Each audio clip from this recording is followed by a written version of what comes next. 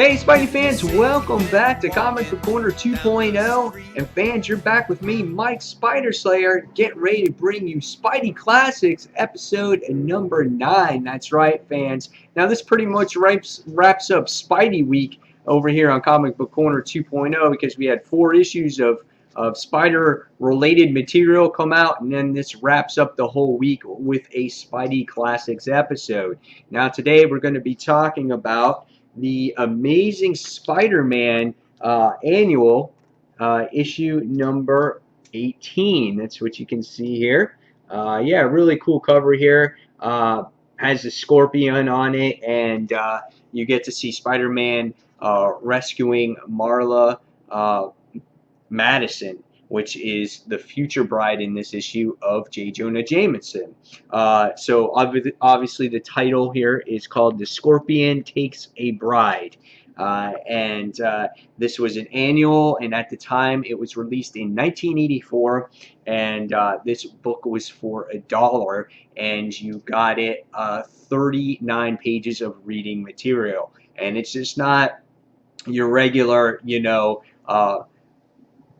annual where it just has a little bit of reading and a whole bunch of pictures. No, this is just some heavy reading material in here. You get to see how the panels are laid out here. It's really a well-written book, and the writer of this book at this time is Tom DeFalco, and the artist on the book is Ron Fritz, which is obviously the creators of Mayday Parker, which is Spider-Girl. So the artwork in this book is pretty well done. I mean, it fits the time of the books. Again, like I said, you can see the paneling here. It's just your straight out paneling, box after box after box, nothing, revolutionary at the time. But however, the artwork is good for its time. I like the way Scorpion was drawn here, and there were some good action sequences that happened through this particular book. So yeah, I like the way it looked. Here's a cool picture of the Scorpion in here taking on a police officer or whatnot. So yeah, it's solid artwork in here. It was well drawn. It fits the time. So what did I think of this story? What was the story about? Well, in this issue of Amazing Spider-Man Annual number 18, we get to find out that yes, J. Jonah Jameson is finally getting hitched. Everyone is getting this invitation that he's getting married, and it's such a monumental occasion because they can't believe that J. Jonah is actually getting married, and he's getting married to Marla Madison. And so as we go along through the issue, we find out that J. Jonah goes and visits his son over at a mental institution or whatnot, and which his son's name, if you're not familiar, is John. And John is having some mental problems, something that has happened, and J. Jonah can't stand to bear his son being this way because of the fact being that he used to be an astronaut, and now his mind is just shot. His father relays the message, the news to him, and he just sits there, and his son wants nothing to do with it. He's very upset at the whole situation, and he feels that him and his father are going to be separated. But the person that's eavesdropping in the whole thing is the Scorpion, which is Matt Garden. And we get to see a little brief history on him, which the story did a good job on, and how he was created, and how J. Jonah used him to try to,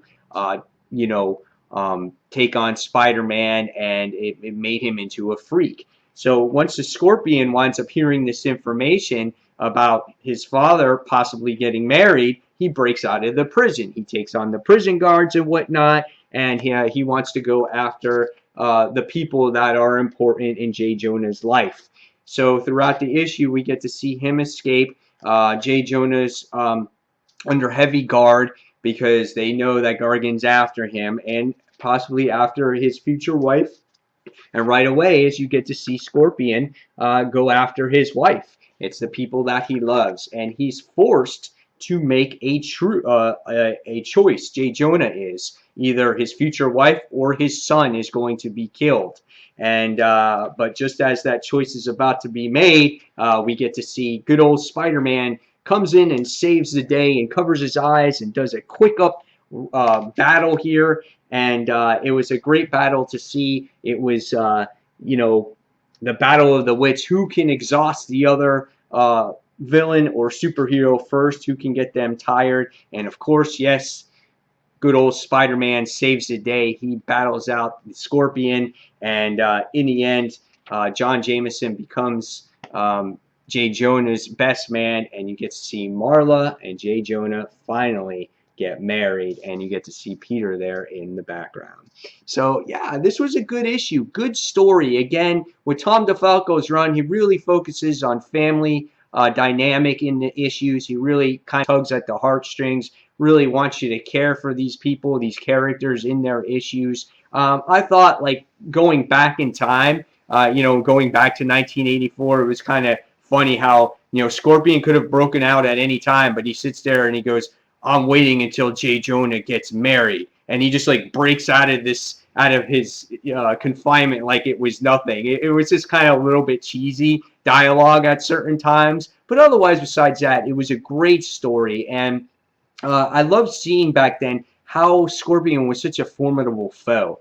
He was really strong, more powerful than Spidey, and Spider-Man had to use his wits to go out and defeat the Scorpion. You know, now with Scorpion, you don't even see him anymore. Matt Gargan's not even around anymore ever since, I think, Spider Island, or just the story arc after that. So Scorpion's been long forgotten. There's been all kinds of things that have happened, but this is going back to the days of classic Spider-Man, which I really enjoyed. So after reading this book, I loved how, you know, Matt sat there and just gave J. Jonah that ultimatum, and it really made it very suspenseful. So after reading this annual, I'm going to give this one a 4.5 out of 5 stars. I think Tom DeFalco did a great job. So guys, hopefully you enjoyed this review of Spidey Classics, episode number 9. And until the next comic book review, this is Mike Spider Slayer signing off. And guys, thanks for watching Comic Book Corner 2.0.